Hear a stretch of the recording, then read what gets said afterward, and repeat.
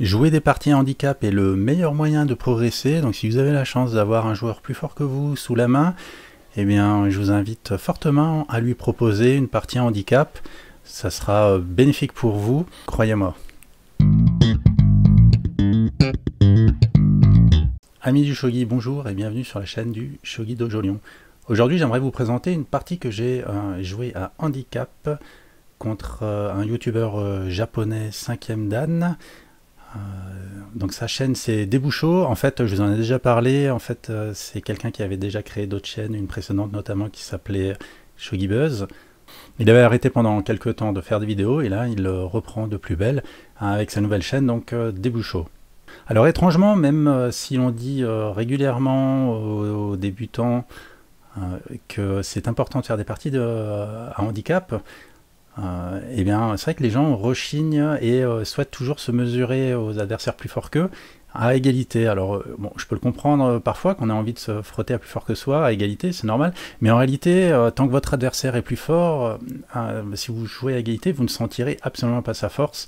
Et si véritablement vous voulez sentir sa force, eh bien au contraire vous devez jouer en handicap, car vous verrez que votre adversaire, même avec des pièces en moins, eh bien il arrivera quand même à vous mettre en difficulté, et ce sera bien plus bénéfique pour vous. Alors c'est une partie que j'ai jouée sur l'eShogi il y a quelques jours, voilà, dans une ambiance décontractée, je ne sais plus la cadence, mais c'était une cadence rapide, et puis on discutait en même temps, donc c'était pas hyper sérieux, ni d'un côté ni de l'autre, donc ne cherchez pas les meilleures variantes forcément, n'allez pas forcément contester chacun des coups proposés, c'est pas le but. Oui, il y a forcément des améliorations des deux côtés. Voilà, c'était des parties amicales du dimanche matin, dans lesquelles on s'est amusé. On a fait 5 parties. Sur les 5, j'en ai gagné que 2. Mon adversaire en a gagné 3. Ce qui montre que le handicap est réaliste. C'est un handicap 2 pièces, c'est-à-dire que mon adversaire a joué sans sa tour et sans son fou. Que malgré tout, si je me concentre un petit peu, je peux avoir mes chances, mais il faut quand même être précis, sinon je me fais rouler dessus. C'était très intéressant de voir ça. Alors je voulais partager ces parties avec vous, parce que c'est bien parfois de pouvoir concrètement voir comment ça se passe. Par exemple, les joueurs qui viennent au club, qui jouent avec moi, jouent régulièrement à 2, 4 ou parfois 6 pièces de handicap. Donc là, ça va être l'occasion pour eux notamment de voir des plans d'attaque. Allez, c'est parti. Voilà, donc comme mon adversaire a 2 pièces en moins, c'est lui qui joue le premier coup. Donc moi, en fait, j'ouvre tout naturellement la diagonale du fou, voilà, pour aller taper le pion qui est en 3-3, même si pour l'instant, il est protégé, pas de problème, par un cavalier, mais c'est par là que ça va se passer. Et voilà, et j'active au plus vite ma tour. Donc comment on active sa tour? Eh bien en poussant le pion de la tour voilà, 2 fois idéalement. Il y a des cas particuliers où on ne pousse qu'une fois, mais ce sera des parties beaucoup plus lentes. Donc, je vous invite à le pousser 2 fois pour le repousser une 3e fois dès que vous pouvez. Donc là, si votre adversaire par exemple néglige, vous pouvez pousser les pions comme ça, et si votre adversaire essaie de protéger, et bien là ce qui est intéressant par exemple, c'est que vous utilisez le pouvoir latéral de la tour, vous croquez un pion, bon en plus ça fait échec, mais quand bien même, vous croquez un pion un peu gratuitement dans cette position, donc votre adversaire doit faire très attention à ce moment-là. Ok, donc il défend le pion tout simplement. Donc là vous voyez, mon attaque pour l'instant là ne va pas pouvoir aboutir puisqu'il y a un défenseur et que c'est suffisamment efficace pour l'instant. Donc si j'attaque avec une pièce la tour que mon adversaire défend avec une pièce, il va falloir que j'amène une 2e pièce en attaque. Voilà.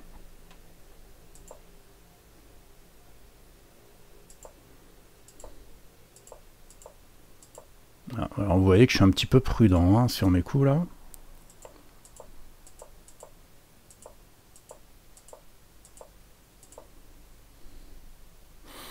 Allez, j'amène le cavalier.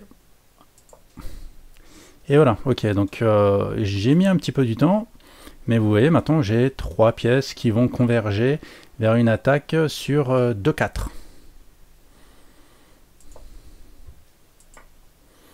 Voilà, je suis content de prendre ce pion, ça pourra toujours m'être utile d'avoir un pion en main.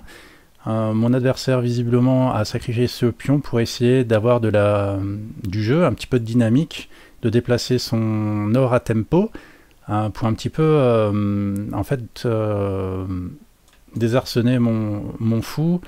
Voilà, il souhaite en fait que je n'ai plus de bonne case de retraite, ou en tout cas, il espère gagner un petit peu d'initiative en le harcelant.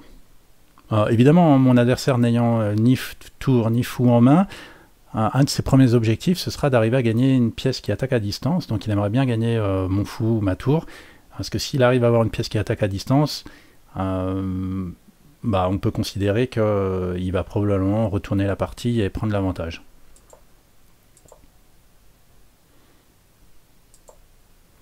Donc là j'ai reculé un petit peu, pas trop non plus.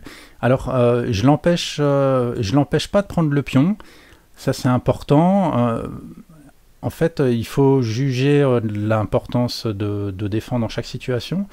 Et là, je me dis, c'est le moment opportun de pousser le pion. Tant pis, c'est pas si grave que ça à ce moment de la partie. Si mon adversaire essaye de prendre le pion et d'attaquer mon fou, dans ce cas, probablement que je ne répondrai pas. Alors par contre, attention dans cette position, il faut avoir conscience que là, ma structure des 3 généraux bloque complètement mon roi, et c'est pas génial du tout, mais bon, pour l'instant, mon adversaire peut pas exploiter cette faiblesse, donc c'est pas gênant, mais je dois en avoir conscience. Donc ici, mon adversaire prend le pion, parce que s'il le prend pas, eh bien c'est moi qui aurais pu pousser, j'aurais déformé la position de l'adversaire en obligeant son général d'argent à monter, donc il n'a pas envie de ça. J'amène une pièce supplémentaire en attaque. Donc vous voyez, ce qui est important, c'est de mobiliser un maximum de pièces pour mener votre attaque. C'est bien de défendre votre roi, 3 généraux, c'est 3 gardes du corps, c'est ce qui est théorique, c'est suffisant. Les autres pièces, autant que possible, doivent ensemble converger vers une attaque commune. Voilà, c'est important d'avoir ça en tête parce que parfois on essaie d'attaquer qu'avec 1 ou 2 pièces, mais c'est insuffisant. Si vous attaquez avec 1 ou 2 pièces, et votre adversaire n'aura besoin que de défendre avec 1 ou 2 pièces. Donc il faut vraiment mettre toute votre artillerie dans la balance pour espérer percer la défense adverse.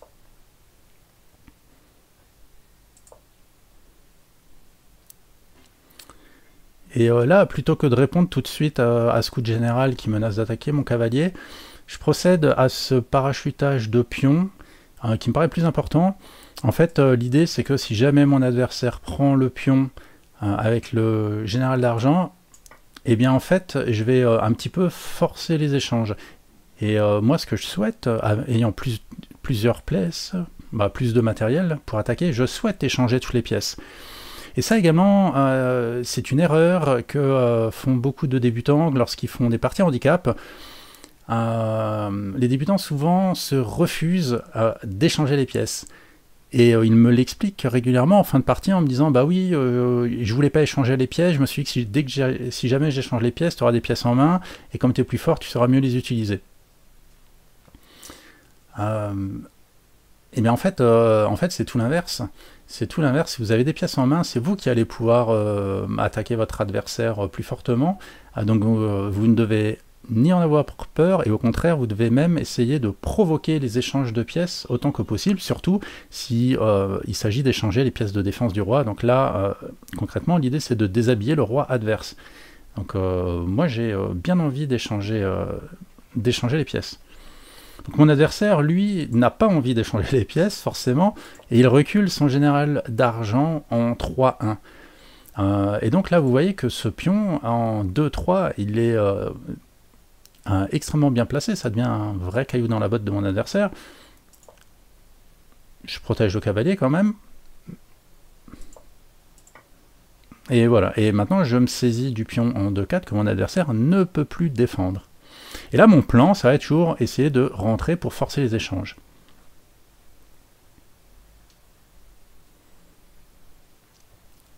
Donc vous voyez, pour prendre l'avantage, là, il a fallu procéder à un parachutage de pions en coup intermédiaire.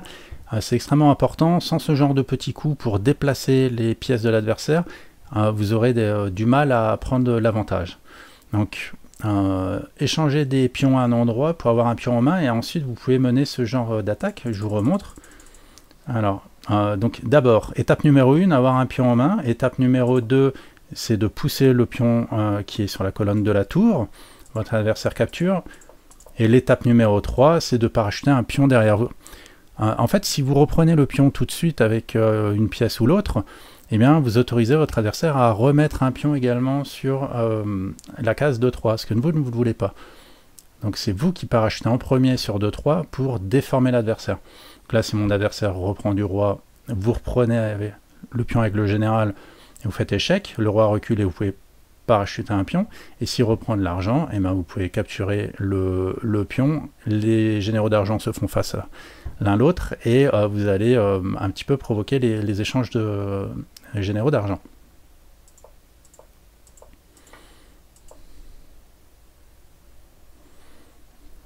Mon adversaire continue de mettre la pression au centre.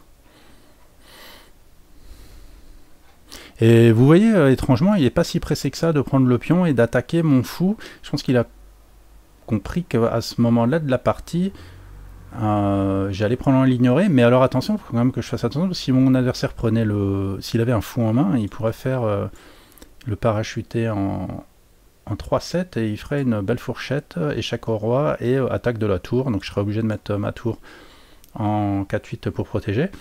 Bon, ce qui serait un échec parce que vu que j'ai cette formation très désagréable, mon roi serait bloqué. Bon, s'il prend le fou, peut-être que je reprendrai du général d'argent pour me laisser un petit passage, une petite issue de secours. Enfin bon, pour l'instant on n'y est pas, mais je dois avoir ça en tête quand même. Et là j'échange les pions, donc l'avantage en fait c'est que maintenant si mon adversaire veut prendre le pion, bah, là il abandonne son général d'argent. Donc en fait là, ces petits échanges, je ne suis pas convaincu que c'était idéal pour lui, puisque ça cloue en quelque sorte son général d'or, alors que c'était une pièce qu'il avait montée en attaque.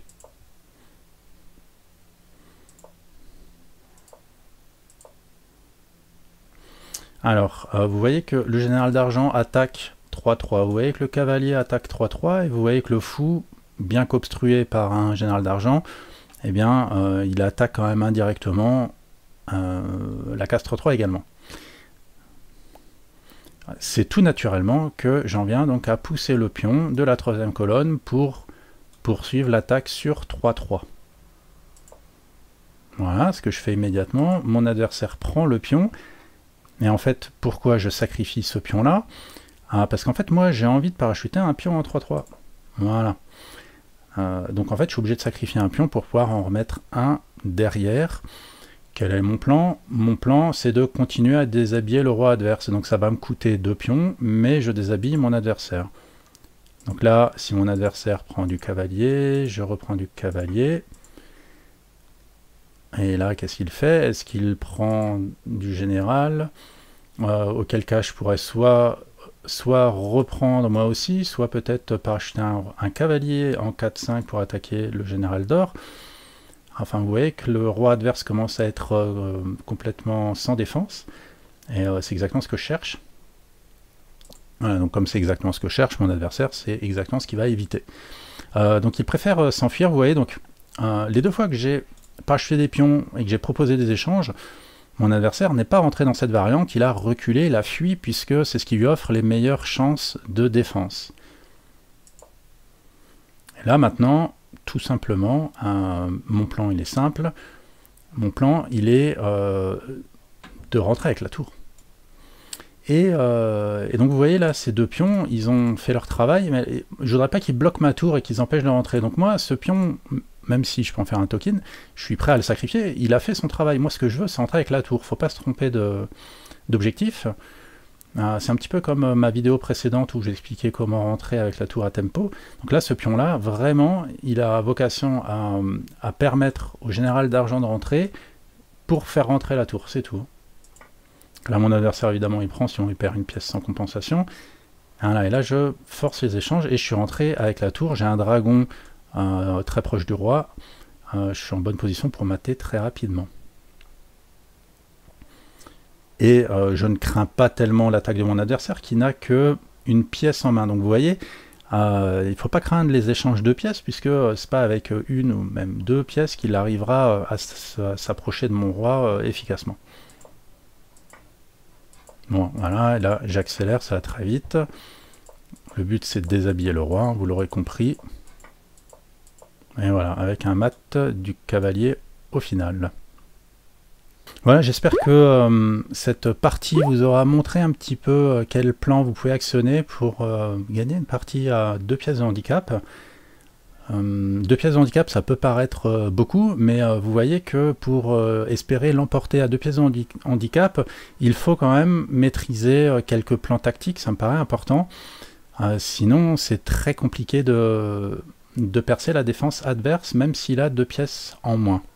Donc, comme je disais en introduction, si vous avez la chance d'avoir des joueurs plus forts que vous sous la main, qui sont proches de vous pour pouvoir jouer des parties, eh bien, je vous invite très sérieusement à leur demander des parties à handicap. Il n'y a rien de déshonorant, au contraire. Il y a aussi une part d'humilité à accepter des parties à handicap, à accepter que votre adversaire est plus fort. Et je vous promets, souvent les joueurs veulent jouer à égalité en pensant mieux sentir la force de leur adversaire. Je vous promets que vous sentirez mieux la force de votre adversaire, au contraire avec des parties handicap qu'en partie à égalité où vous aurez perdu depuis longtemps sans même vous en rendre compte. Voilà. Faites l'expérience.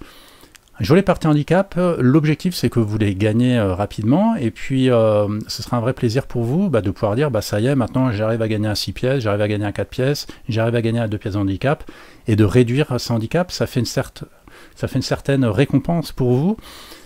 Tandis que si vous jouez à égalité tout le temps, même si vous progressez, vous continuerez de perdre, alors que vous serez plus fort, ça peut être un petit peu décourageant de dire je progresse et je progresse mais je perds quand même. Oui, parce qu'en fait, pourquoi vous perdez même alors que vous progressez, c'est que votre adversaire aura un jeu peut-être plus musclé aussi. Avant, sur les premières parties, il gagnait peut-être sans effort, et même si vous progressez, peut-être qu'il a juste musclé son jeu pour gagner avec un petit peu plus d'effort. Voilà. C'est tout pour moi pour aujourd'hui. Merci beaucoup pour votre fidélité, merci de me suivre sur cette chaîne, et à très bientôt pour une prochaine vidéo. Au revoir.